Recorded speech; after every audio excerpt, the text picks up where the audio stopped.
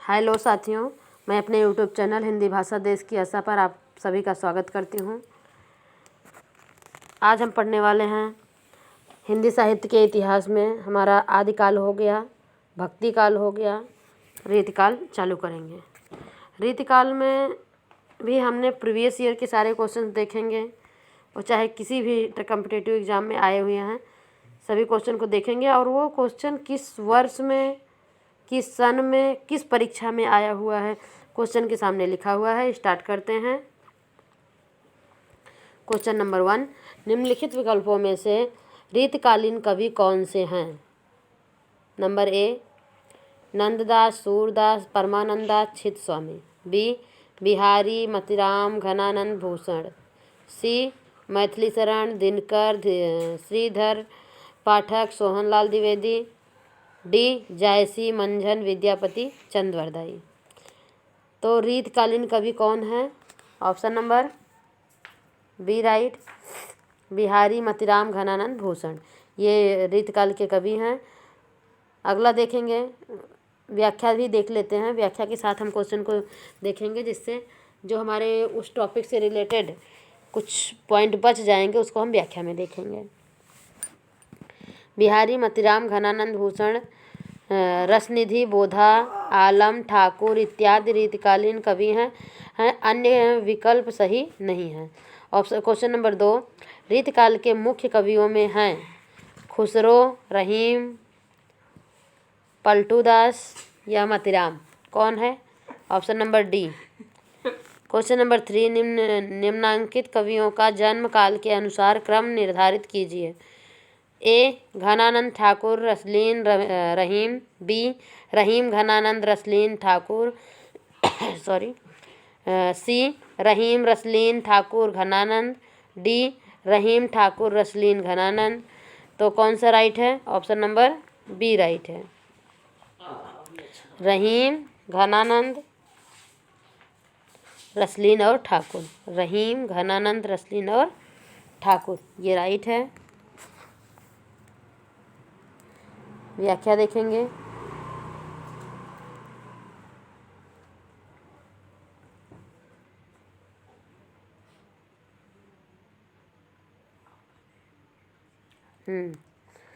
रहीम का पूरा नाम अब्दुल रहीम खान खाना था। इनका जन्म 17 दिसंबर 1556 को लाहौर में हुआ। रहीम के पिता का नाम बैरम खान था तथा माता का नाम सुल्ताना था। रीतकाल के रीत मुक्त काव्यधारा के प्रतिनिधि कवि घनानंद का जन्म 1673 ईस्वी में बुलंदशहर के एक काश्यप परिवार में हुआ था। वे दिल्ली के बादशाह मोहम्मद शाह के मीर मुंशी थे। 1760 ईस्वी में इनकी हत्या कर दी गई। रसलीन का पूरा नाम सैयद गुलाब नबी था। ये रसलीन उपनाम से कविता लिखते थे। इनके पिता का नाम सैयद मोहम्मद बाकर था। रसलीन का जन्म 1689 ईस्वी में माना जाता है। इनकी मृत्यु 1750 ईस्वी में हुई थी। ठाकुर का नाम लाला ठाकुरदास था। इनका जन्म 1766 ईस्वी में हुआ, ओरछा में हुआ था।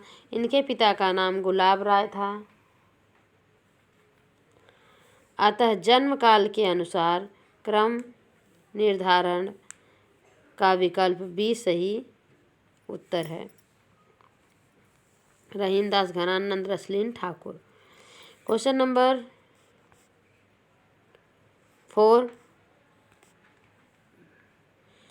रीतकाल की सर्वाधिक व्यापक प्रवृत्ति क्या है? ए, नायिका भेद और श्रृंगार रस विवेचन। बी, अलंकार विवेचन। सी, छंद विवेचन। आगे डी, शब्द शक्ति और काव्य गुण दोष विवेचन। क्या है? ए, नायिका भेद और श्रृंगार रस विवेचन। ये जो है ये रीतकाल की सर्वाधिक व्यापक कृति थी। अगला देखेंगे, रीतकाल में रस विवेचन के संदर्भ में नायक नायिका भेद का विवेचन मतिराम, तोष, रसलीन प्रभृति अनेक कवियों ने किया है। इस काल की सर्वाधिक व्यापक प्रवृत्ति नायिका भेद और श्रृंगार रस विवेचन रही है। क्वेश्चन नंबर 5, रीतकाल में किस रस की प्रधानता काव्य में रही? श्रृंगार, भक्ति, शांत, रौद्र।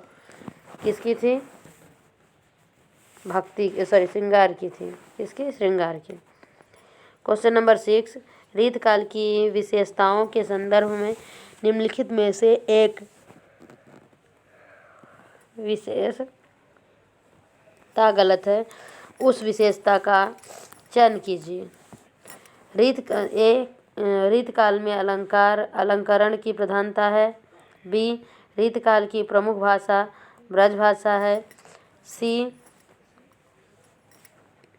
रीतकाल में प्रवृत्ति का आलंबन रूप में वर्णन हुआ है। डी, रीतकाल में लक्षण ग्रंथों की प्रमुखता रही है। तो क्वेश्चन नंबर 6 में पूछा है गलत। क्या पूछा है? गलत। इसमें गलत क्या है? सी, रीतकाल में प्रकृति का आलंबन रूप में वर्णन हुआ है, ये गलत है।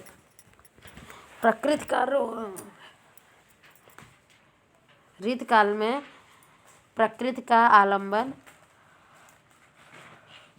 रूप में नहीं, उद्दीपन रूप में हुआ है। अगला देखेंगे, पहले व्याख्या देख लेते हैं।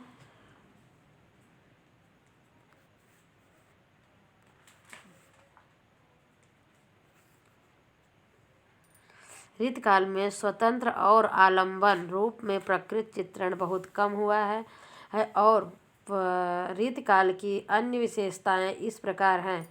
लक्षण ग्रंथों का निर्माण, श्रृंगार चित्रण, वीर और भक्ति, काव्य नीति काव्य, ब्रज भाषा का उत्कर्ष, आलंकारिकता और विविध काव्य रूप है।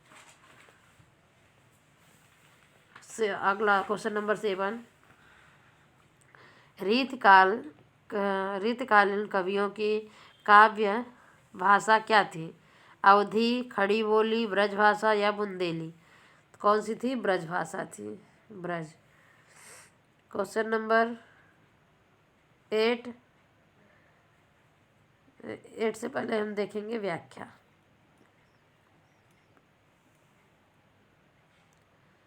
रीतकालीन कवियों की काव्य भाषा के रूप में ब्रज भाषा के विकास घनानंद बिहारी, मतिराम, पद्माकर, देव, भिखारीदास का नाम उल्लेखनीय है।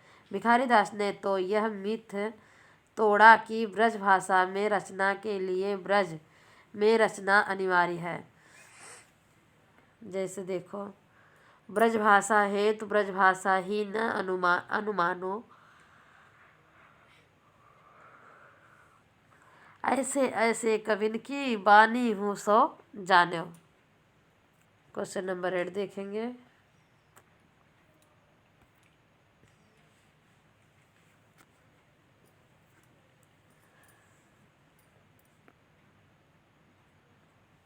महत्वपूर्ण तथ्य देख लेते हैं, फिर आगे अगला प्रश्न देखेंगे। तो स्टार्ट करते हैं।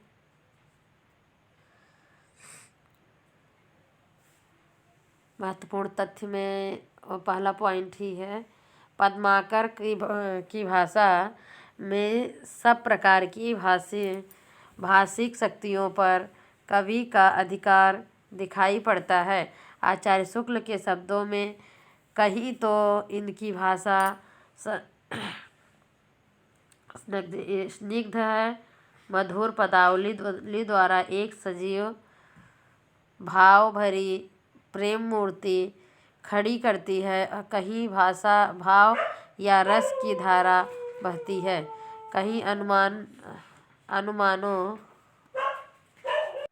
कहीं अनुप्रासों की झंकार उत्पन्न करती है, कहीं वीर दर्पण से सूक्ष्म वाहिनी के संगान कड़वा अकड़ती और कड़कती हुई चलती है, और कहीं प्रशांत सरोवर के समान स्थिर और गंभीर होकर मनुष्य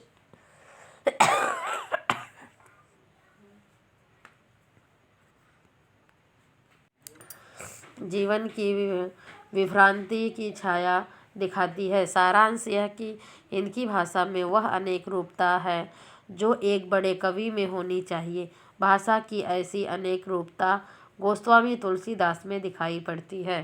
क्वेश्चन नंबर 8, रीतयुगीन कवियों का सर्वाधिक प्रिय छंद रहा है। सवैया, दोहा, चौपाई, छप्पय। कौन रहा है? सवैया।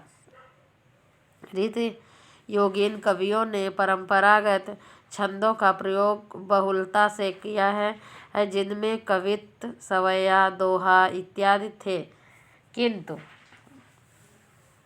इस युग के कवियों का सर्वाधिक प्रिय छंद सवैया रहा, जिसका प्रयोग उन्होंने श्रृंगार रस के अंतर्गत किया। आगे क्वेश्चन नंबर 9,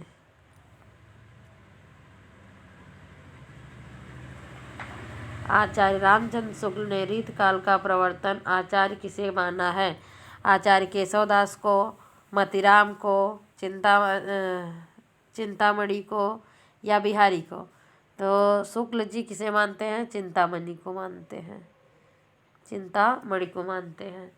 आचार्य रामचंद्र शुक्ल ने चिंतामणि को रीति काव्य परंपरा का प्रवर्तक माना है। चिंतामणि के उपरांत रीतिकाल परंपरा अविच्छिन्न रूप से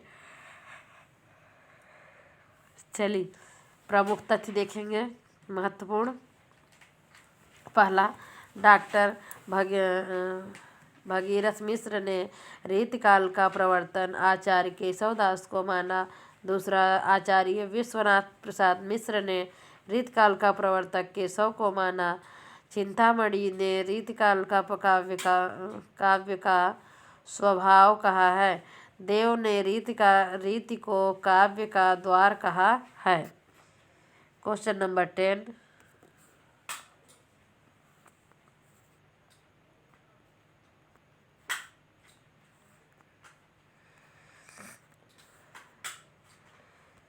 हिंदी रीति कवियों की परंपरा चिंतामणि त्रिपाठी से चली, अतः रीतिकाल का आरंभ उन्हीं से मानना चाहिए। यह कथन किसका है? अब इसलिए किसका रहेगा? शुक्ल का रहेगा। किसका?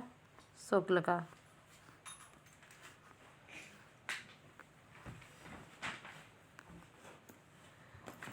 आगे देखेंगे क्वेश्चन नंबर 10,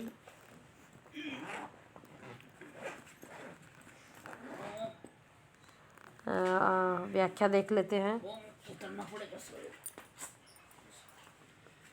आचार्य रामचंद्र शुक्ल के अनुसार हिंदी रीति ग्रंथों की परंपरा चिंतामणि त्रिपाठी से चली, अतः रीतिकाल का आरंभ उन्हीं से मानना चाहिए। ये उन्होंने संवत 1700 के कुछ आगे पीछे काव्य विवेक, कविकुल, कल्पतरु और काव्य प्रकाश में ये 3 ग्रंथ लिखकर काव्य के सब अंगों का पूरा निरूपण किया और पिंगल या छंद शास्त्र पर भी एक पुस्तक लिखी। क्वेश्चन नंबर 11, रीतिकाल का समय था 1050 से 1375, 1700 से 1900 विक्रम संवत, 1375 से 1700 विक्रम संवत तक, या इनमें से कोई नहीं। तो कौन सा सही है? 1700 से 1900 तक। अगला क्वेश्चन देखेंगे। पहले व्याख्या देख लेते हैं। आचार्य रामचंद्र शुक्ल ने रीतिकाल की समय सीमा अवधि 2200 वर्ष मानते हुए उसकी सीमा 1700 से 1900 संमत अर्थात 1643 से 1843 ईस्वी ही माना है। गणपति चंद्रगुप्त, डॉक्टर मोहन अवस्थी, डॉक्टर राम रतन भटनागर, रमाशंकर शुक्ल रसाल, डॉक्टर राम खिलावन पांडे आदि रीतिकाल के आरंभ 1600 ईस्वी से ही मानते हैं। क्वेश्चन नंबर 12, आचार्य रामचंद्र शुक्ल ने रीतकाल का समय माना है 1600 ईस्वी से 1800 तक, 1700 से 1900 तक, 1900 से 1500 से 1750 तक, 1600 से 1850 तक। तो बी राइट है, 1700 से 1900। क्वेश्चन नंबर 13, आचार्य रामचंद्र शुक्ल ने उत्तर मध्यकाल को क्या नाम दिया? श्रृंगार काल, अलंकृत काल, रीतिकाल, मध्यकाल। तो क्या है? रीतिकाल है। हिंदी साहित्य का उत्तर मध्यकाल लगभग 1643 से 1843 को आचार्य रामचंद्र शुक्ल ने रीतकाल कहा है।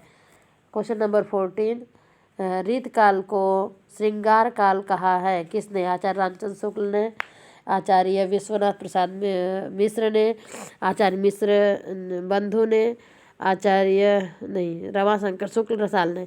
किसने कहा है? विश्वनाथ प्रसाद मिश्र ने कहा है।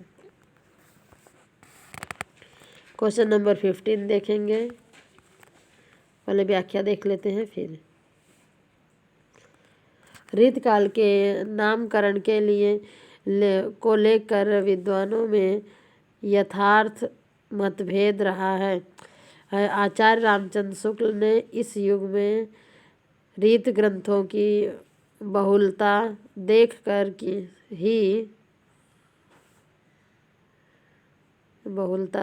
ही इसे रीतकाल का नाम दिया। मिश्र बंधुओं ने इसे अलंकृत काल की संज्ञा दी और डॉक्टर रमाशंकर शुक्ल रसाल ने रीतकाल को कलाकाल तथा आदिकाल को जयकाल कहकर संबोधित किया है। इस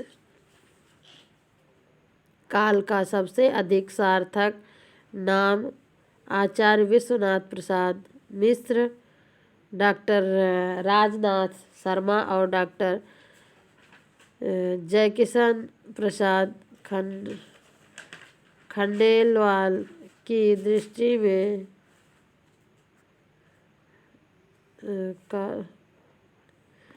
श्रृंगार काल है। क्वेश्चन नंबर 15, ने हिंदी साहित्य में रीतकाल को श्रृंगार काल कहा है। मिश्र बंधुओं ने, आचार्य रामचंद्र शुक्ल ने, आचार्य विश्वनाथ प्रसाद मिश्र ने, डॉक्टर गुलाब राय ने। किसने कहा है? सी, आचार्य विश्वनाथ प्रसाद मिश्र ने। सी है, बी नहीं है।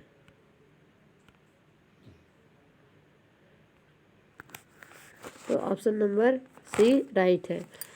क्वेश्चन नंबर 16, रीतकाल को कलाकाल किसने कहा? आचार्य विश्वनाथ प्रसाद मिश्र ने कहा, बी रामचंद्र शुक्ल ने कहा। अगला तो क्वेश्चन नंबर 16 का कौन सा ऑप्शन राइट है? बी, आचार्य रमाशंकर शुक्ल रसाल। अगला क्वेश्चन देखेंगे, क्वेश्चन नंबर 17,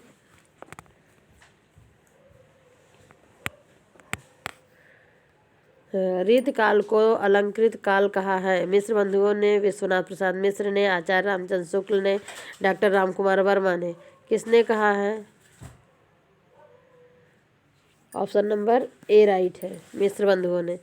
क्वेश्चन नंबर 18, निम्नलिखित में से को अलंकृत काल कहा काल किस आचार्य किसने अलंकृत काल कहा है? मिश्र बंधुओं ने, विश्वनाथ प्रसाद मिश्र ने, आचार्य रामचंद्र शुक्ल ने या रामकुमार वर्मा ने? पहला सही है। क्वेश्चन नंबर 18, रीतिकाल को अलंकृत काल किसने इतिहासकार ने कहा है? मिश्र बंधुओं ने, विश्वनाथ प्रसाद मिश्र ने, रामचंद्र शुक्ल ने या रामकुमार वर्मा ने? तो कौन है मिश्र बंधु है? क्वेश्चन नंबर 19, रीतकाल को अलंकृत काल नाम किसने दिया? रमाशंकर शुक्ल रसाल, विश्वनाथ प्रसाद मिश्र, रामचंद्र शुक्ल किसने दिया? विश्वनाथ प्रसाद मिश्र ने दिया, सॉरी मिश्र बंधुओं ने दिया। अलंकृत काल किसने दिया नाम? मिश्र बंधुओं ने दिया। क्वेश्चन नंबर 20, आचार्य रीतकाल को अलंकृत काल किसने कहा? शिव सिंह सेंगर ने, मिश्र बंधु ने, विश्वनाथ प्रसाद मिश्र ने, रामचंद्र शुक्ल ने? किसने कहा है? बी, मिश्र बंधुओं ने कहा है। रीतकाल को अलंकृत काल मिश्र बंधुओं ने कहा है। Question number 21,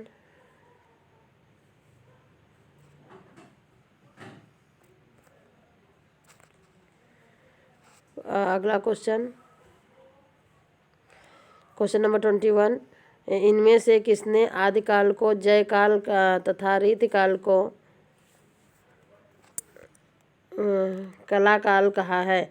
doctor Grierson, doctor Ramchandra Indranath Madan, doctor Ramashankar Shukla Rasal, doctor Acharya Ramanand Dulare Vajpeyi? तो कौन सा राइट है? ऑप्शन नंबर बी राइट है।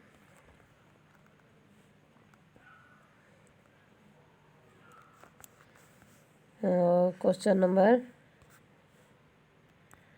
19,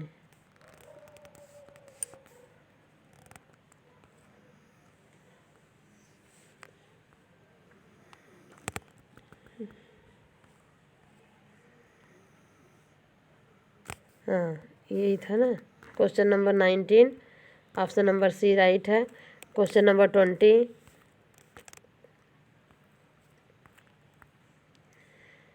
क्वेश्चन नंबर 20, रीतकाल को अलंकृत काल किसने कहा है? तो मिश्र बंधुओं ने कहा है। अगला क्वेश्चन, इनमें से किसने आदिकाल को जयकाल तथा रीतकाल को कलाकाल कहा है? तो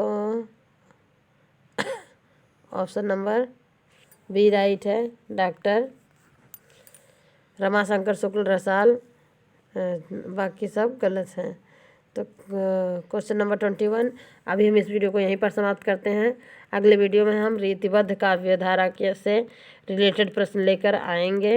नहीं तो एक ही वीडियो में हम सबको लेंगे तो वीडियो हमारा बड़ा हो जाता है और देखने में पढ़ने में भी बोरिंग लगता है। इसलिए छोटे छोटे वीडियो रहते हैं तो पढ़ने में भी अच्छा लगता है, पढ़ाने में भी अच्छा लगता है। ये हमारी मैराथन क्लास है। इसमें मैं सब प्रीवियस ईयर हर एग्ज़ाम के क्वेश्चन सिखाने वाली हूँ, जिसमें से आपको KVS, NVS, DSSSB किसी भी हिंदी से रिलेटेड किसी भी राज्य की TGT PGT हो, शिक्षक भर्ती हो, सब में ये क्वेश्चंस काम देने वाले हैं। लाइक करें, शेयर करें और सब्सक्राइब करें। धन्यवाद।